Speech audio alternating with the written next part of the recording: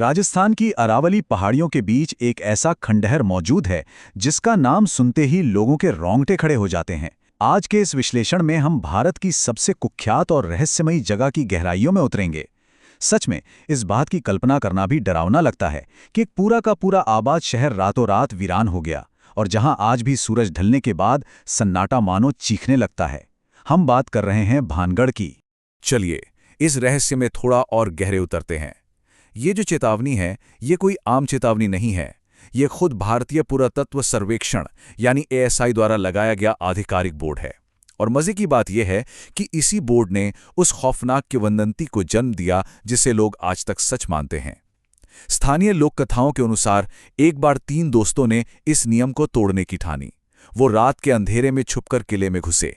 कहते हैं कि अंदर उनके साथ कुछ बहुत ही भयानक हुआ और जब वो अपनी जान बचाकर वापस भाग रहे थे तो रहस्यमयी तरीके से उनकी कार का एक्सीडेंट हो गया। तीनों मारे गए। लोगों का आज भी यही मानना है कि किले ने नियम तोड़ने की कीमत उनकी जान लेकर वसूली। लेकिन भानगढ़ हमेशा से ऐसा खौफनाक बिल्कुल नहीं था।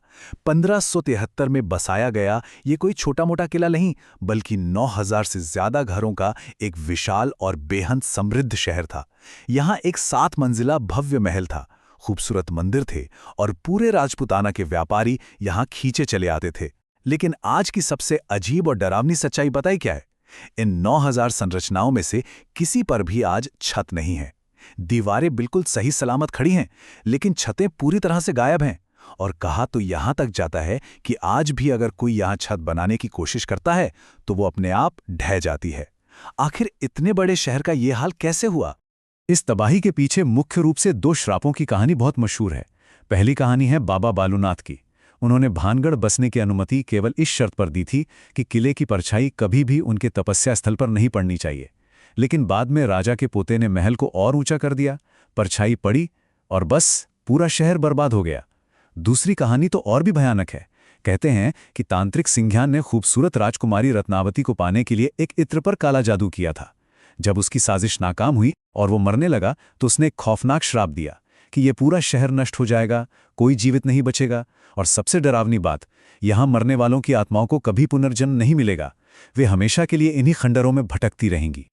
और इन्हीं भटकती आत्माओं की कहानियों ने आधुनिक दौर में भी भानगढ़ को एशिया की सबसे डरावनी जगह बना दिया है। आज भी पर्यटकों और यहां तक कि बॉलीवुड फिल्म की टीमों ने अजीबोगरीब घटनाओं का दावा किया है। रात के सन्नाटे में महिलाओं के रोने की चीखें, बिना किसी फूल या इत्र के अचानक से परफ्यूम की महक आना, ये सब आम बातें हैं यहाँ। एक पत्रकार के साथ तो हद ही हो गई जब किले के पास उनकी स्कूटी अचानक बंद हुई और एक अनजान शख्स ने आकर बिना कुछ किए स्कूटी स्टार्ट कर दी और मुड़कर कहा, दे वॉन्ट यू, यानी उन्हें तुम चाहिए।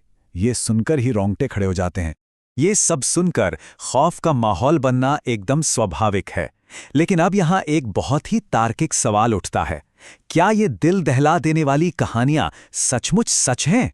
चलिए अब इस रहस्य के धुंधलेके से बाहर निकलते हैं और एक वैज्ञानिक और ऐतिहासिक जांच की तरफ मुड़ते हैं, क्योंकि अक्सर देखा गया है कि सच्चाई कहानियों से कहीं ज्यादा दिलचस्प होती है।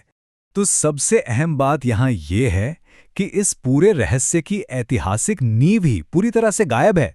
जी हां, इतिहास के किसी भी पन्ने, किसी शिलालेख या प्रामाणिक दस्तावेज में भानगढ़ की राजकुमारी रत्नावती, तांत्रिक सिंघिया या बाबा बालूनाथ का कोई जिक्र ही नहीं है। बिल्कुल शून्य। ये सारी खौफनाक कहानियां सिर्फ और सिर्फ लोक कथाएं हैं, जो सदियों से एक पीढ़ी से दूसरी पीढ़ी तक जाते जाते और भी ज्यादा नाटकीय और डरावनी हो गई हैं। तो फिर सवाल ये उठता है कि अगर भूत नहीं है तो फिर जो लोग वहां जाते हैं उन्हें इतना डर और घबराहट क्यों महसूस होती है? इसका बहुत ही सटीक जवाब विज्ञान के पास है, जिसे इंफ्रासाउंड कहा जाता है। भानगढ़ की पुरानी टूटी फूटी पत्थर की इमारतों के बीच से जब तेज हवा गुजरती है तो ये 20 हर्ट्ज से कम की ध्वनि तरंगे पैदा करती हैं। इसके अलावा भानगढ़ एक भूकंपीय क्षेत्र में आता है, जहां जमीन के नीचे होने वाली हल्की हलचल भी इंफ्रासाउंड पैदा करती है। हमारे कान इन आवाज़ों को सुन नहीं सकते, लेकिन हमारा शरीर इस कंपन को महसूस जरूर करता है और इसी से अचानक घबराहट होती है, चक्कर आते हैं और ये भयानक एहसास होता है कि कोई अंधेरे से हमें घूर रहा है। इसे और बेहतर तरीके से समझने के लिए 1980 के दशक की एक घटना पर नजर डालते हैं। ब्रिटेन के एक इंजीनियर विक टैडी अपनी लैब में काम कर रहे थे। अचानक उन्हें पसीना आने लगा, रीढ़ में सिहरन दौड़ गई और उन्हें एक रहस्यमयी परछाई दिखी। उन्हें पूरा यकीन हो गया कि उन्होंने भूत देख लिया है। लेकिन अगले दिन जब उन्होंने जांच की तो पता चला कि लैब में लगा एक नया पंखा ठीक 19 हर्ट्ज की इंफ्रासाउंड पैदा कर रहा था। जैसे ही उन्होंने वो पंखा बंद किया, इंफ्रासाउंड गायब हो गया और वो भूत भी हमेशा के लिए गायब हो गया। भानगढ़ के खंडहरों में प्रकृति बिल्कुल यही खेल खेल रही है। इस सिद्धांत को और भी पुख्ता करता है 2008 में गोल्डस्मिथ्स यूनिवर्सिटी का द हॉन्ट प्रोजेक्ट। लोगों को एक बिल्कुल साधारण खाली सफ़ेद कमरे में बिठाया गया, जहां छुपकर इंफ्रासाउंड और इलेक्ट्रोमैग्नेटिक फील्ड पैदा किए गए। नतीजे सच में हैरान करने वाले थे। बिना किसी डरावने माहौल के 20% लोगों को लगा कि कमरे में कोई और भी है और 8% लोग बुरी तरह दहशत में आ गए। यही वजह है कि जब इंडियन पैरानॉर्मल सोसाइटी के प्रमुख गौरव तिवारी ने खुद भानगढ़ में अपनी टीम के साथ पूरी रात बिताए तो उनके उपकरणों में कुछ नहीं मिला। निष्कर्ष एकदम साफ था, भानगढ़ में कोई भूत नहीं है।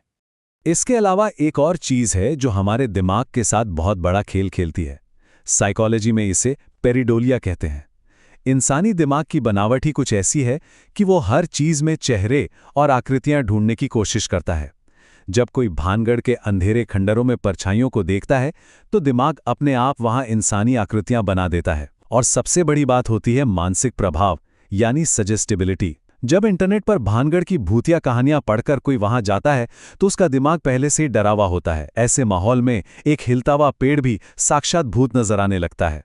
और ये बात हमें एकदम साफ साफ समझाती है कि एएसआई ने वो बोर्ड आखिर क्यों लगाया है। रात में किले में प्रवेश पर रोक भूतों की वजह से बिल्कुल नहीं है। असली खतरा अलौकिक नहीं है, बल्कि पूरी तरह से वास्तविक और प्राकृतिक है। एक तो किले की संरचना बेहद जर्जर हो चुकी है।